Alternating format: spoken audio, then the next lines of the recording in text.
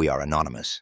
We are watchers. We report what power won't. We trace money signals and the shadows that move behind uniforms and titles.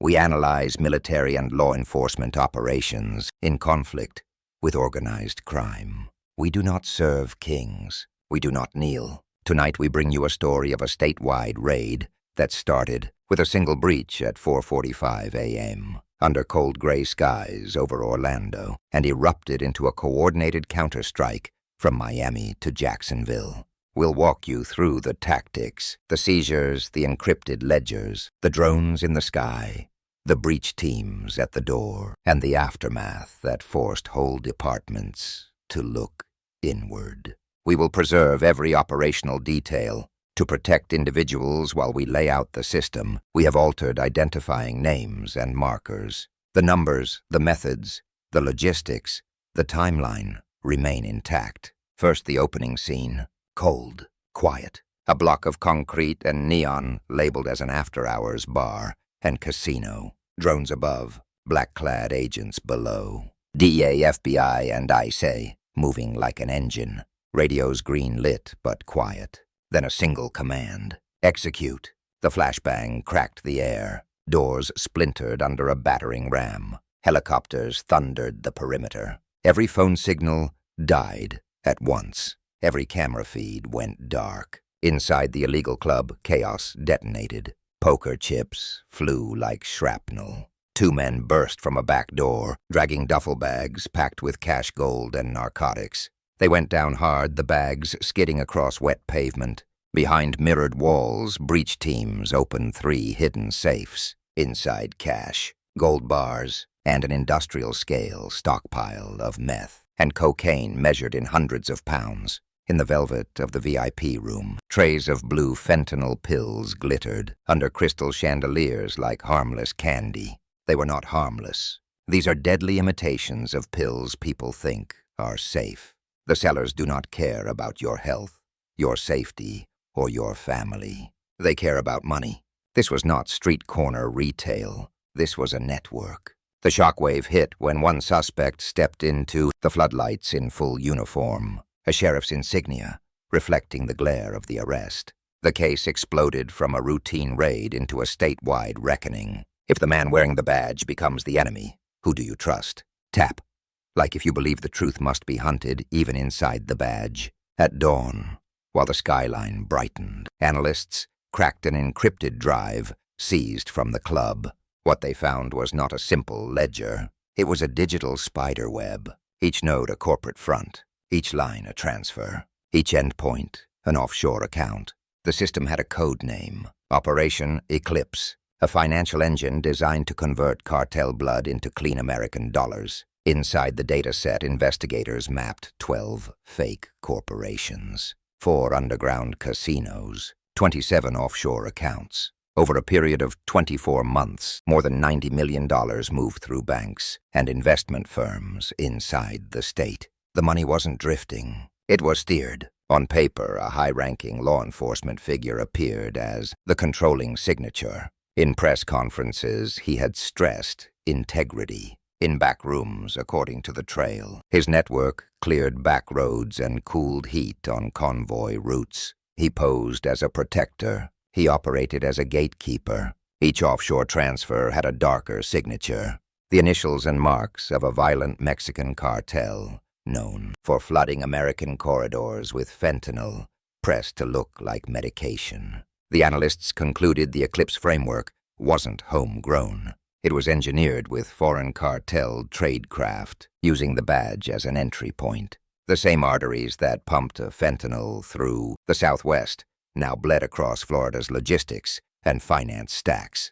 The uniformed figure was not just corrupt. He was a liaison, a facilitator, a bridge, converting state power into cartel advantage. The rot did not stop at one city. In a border sector, a customs officer sold passage for cocaine and undocumented migrants through federal gates. In another sector, agents pocketed $250,000 to wave a fentanyl-laced loads through. In a coastal district, an officer of the year took $400,000 to let convoys roll free. Each revelation struck like a hammer to the chest of the institutions we are raised to trust. The badge became currency. Honor was pawned for cash. People at home turned off the news because the news felt like betrayal. The question echoed, if even the guardians can be bought, who protects the people? 12 shell companies, 27 offshore accounts, one central name. Is the central figure mastermind or pawn? Smash, like, if you believe this corruption runs deeper than one person. Comment pawn or king, and tell us what you believe.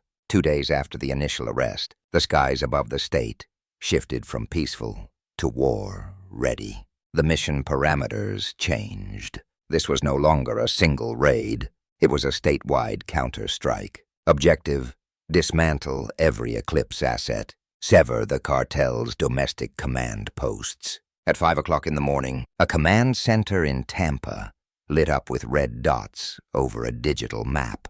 Each dot was a target: bars, warehouses, trucking depots, suburban homes, DA tactical teams, ICE Homeland Security agents, FBI strike units, 28 SWAT teams, 15 Black Hawk helicopters, more than 700 federal agents, all operating under one banner, Operation Eclipse. The tempo was synchronized. Orlando, breach. Jacksonville, breach. Miami, breach. In Miami, a luxury mansion doubled as a courier hub, cash and drugs stashed under marble floors. In Tampa, a front company called Sunshine Freight Logistics turned out to be a smuggling hub. Agents pried open shipping containers, plastic-wrapped methamphetamine bricks stamped with cartel marks, each brick worth a fortune. Dawn arrived with headlines and numbers that felt unreal.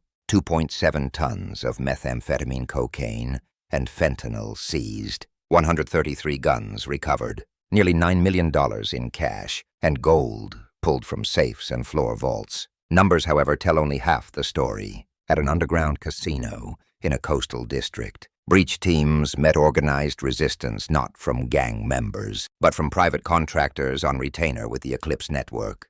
When the door came down, gunfire erupted. Slot machines shattered. Poker chips ricocheted. The standoff lasted 9 minutes, long enough for eternity to fit inside it. 4 suspects died. 9 were arrested. Dozens of civilians were pulled out alive because the stack held their line under fire.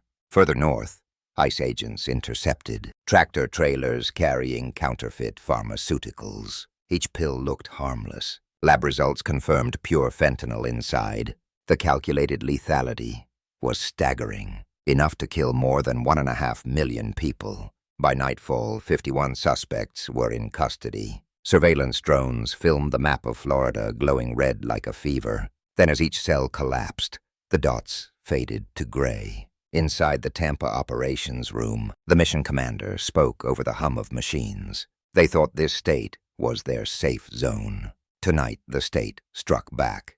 The point wasn't just to seize drugs. It was to restore honor. The shield still stands. When the gunfire faded, the real war began. Imagine a room lit by screens, tables stacked with seized laptops, ledgers and drives, teams of analysts going line by line, field by field. The data sets proved a truth darker than any narcotic. The network hadn't simply bribed law enforcement. It had infiltrated it. Names of officers, deputies, customs inspectors, and even trainees appeared in encrypted spreadsheets, each name linked to payment codes and offshore deposits. This wasn't an isolated infection. It was, systemic. By dawn, a containment protocol spun up.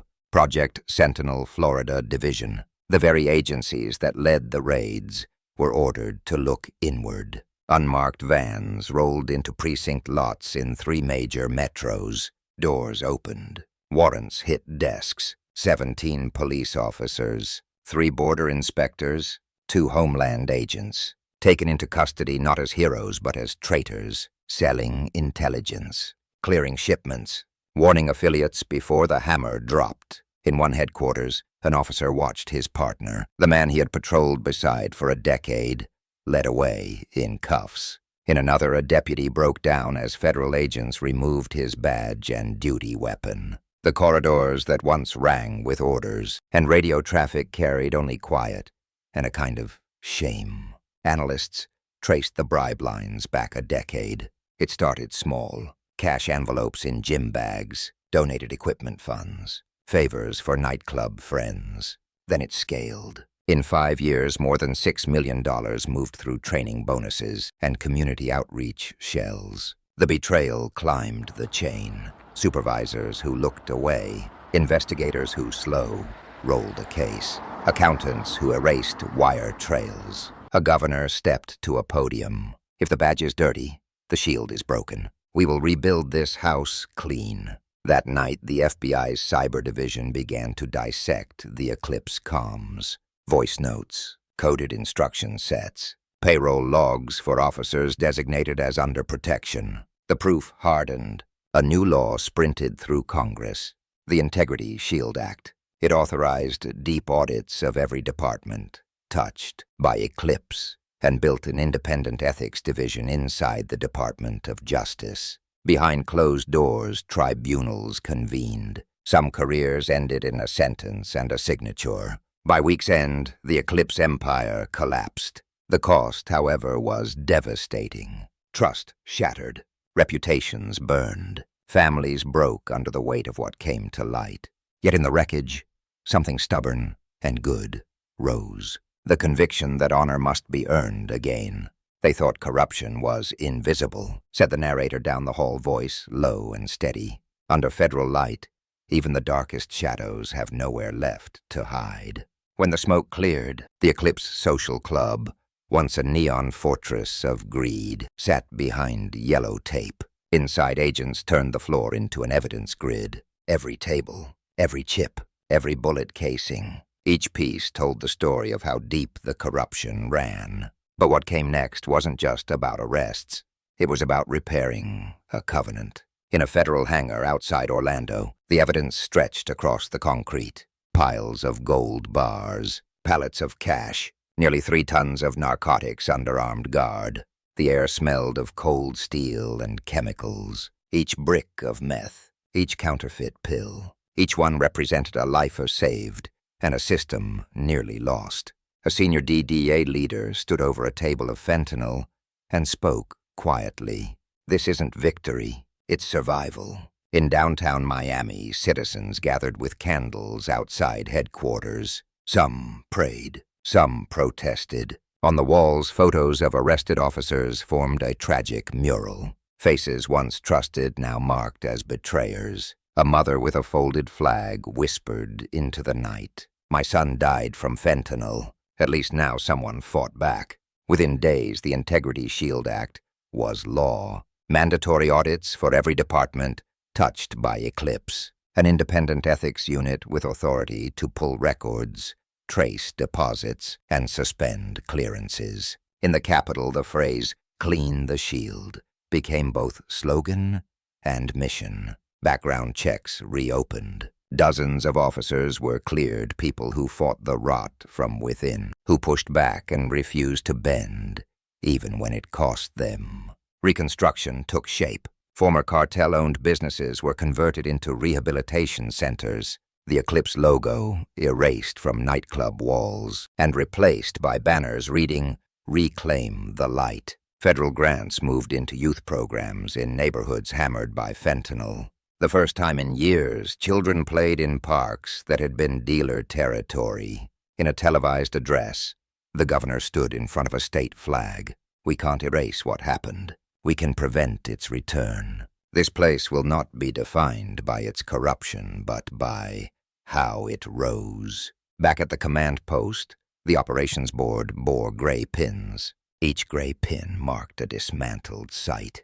The team around it was exhausted, bruised, hollow-eyed, but in the silence they carried something new. Pride.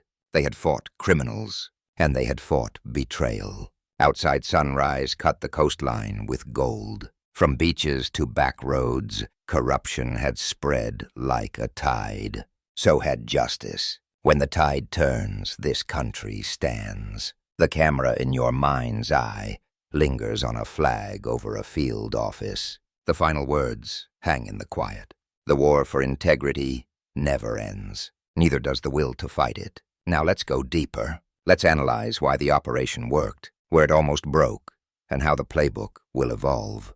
Timing. The initial breach at 4:45 a.m. exploited circadian lows and reduced street traffic. Flashbangs served not just to disorient suspects, but to signal synchronized timelines across teams. Radios went silent at H15 to prevent any pre-alert leaks. Jammers took phones and camera uplinks offline on the first microsecond of the breach. This is textbook for neutralizing a venue that doubles as a comms node. Lesson: if you're raiding a mixed-use criminal site, cache drugs and command you kill comms first, or you chase ghosts all night. Deception. The club's mirrored walls concealed 3 safes. Agents were prepared with thermal and stethoscope readers, indicating pre-raid reconnaissance, mapped heat signatures through thin drywall. The duffel bags at the rear exit signal a cache and dope drip line for rapid exfil. The suspects probably ran a nightly routine of fragmenting value, clearing portions of cash and product into cars that never parked near the front. When they ran into a silent perimeter already set, that routine became a trap. Tactically, the perimeter teams did their job.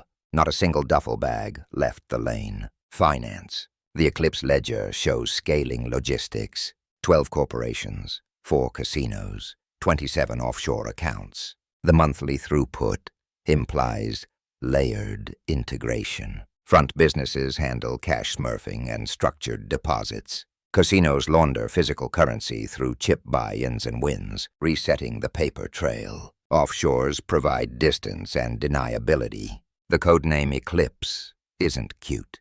It's doctrine. They intended to cast a shadow over everything they touched, so bank compliance saw only silhouettes. 90 million in 24 months pencils to 3.75 million per month, with seasonal spikes around holidays and long weekends when nightlife masks volume. Counter intel. The hardest part isn't the door, it's the leak. An officer who calls an affiliate 30 minutes before the stack moves can end lives. Project Sentinel forced a reversal of the lens. 17 officers, 3 border inspectors, 2 homeland agents. That's not a warning. That's a purge. People will call it political. People will call it unfair. Here's the reality.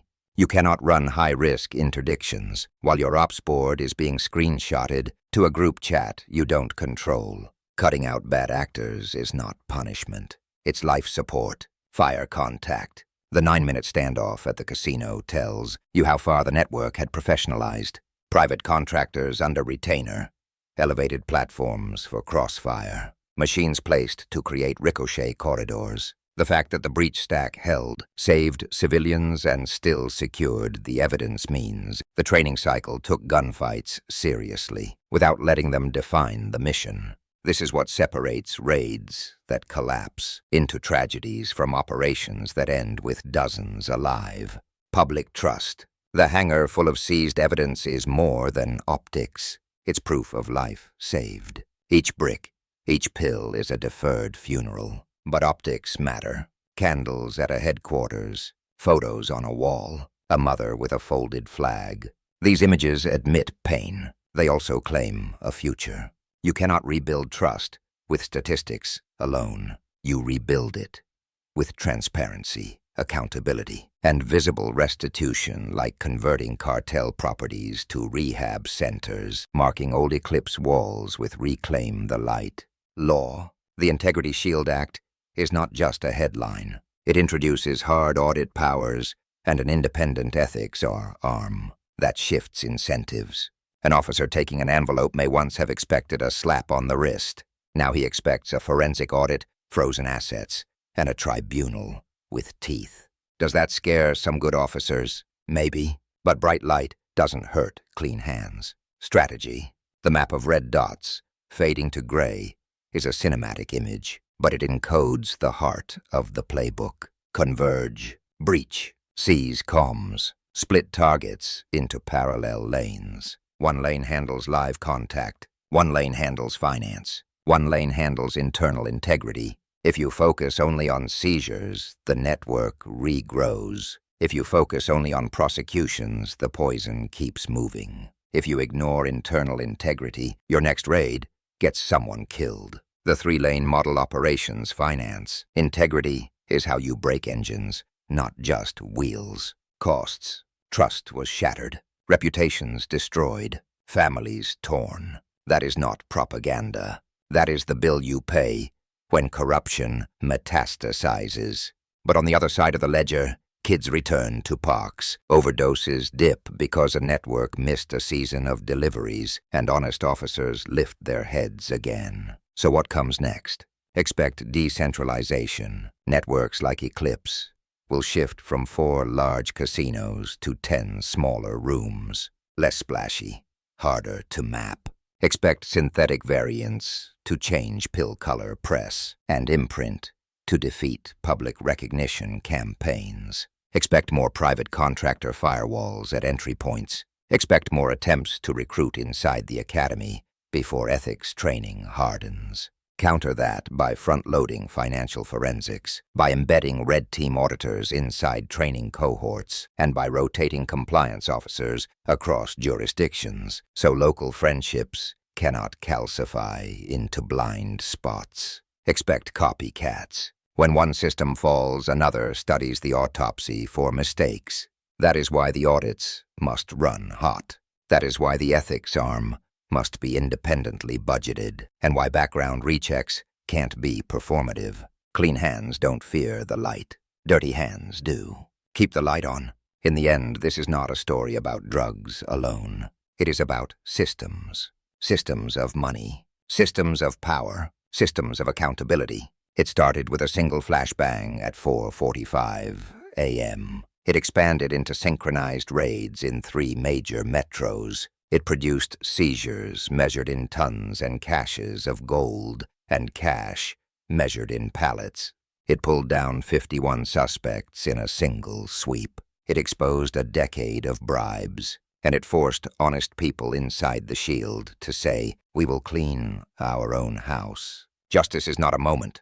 It is a mission that wakes up at 4 in the morning, a mission that audits bank lines and chat logs, a mission that converts a club into evidence, and then converts that evidence into reforms. A mission that stands in front of grieving families not with excuses, but with results. If you still believe this country can rise from its shadows, tap like. If you stand with those who defend the shield by cleaning it, comment stand with the shield. If you want the next chapter, the new tactics, the next vulnerabilities, the reforms that work, subscribe and stay vigilant.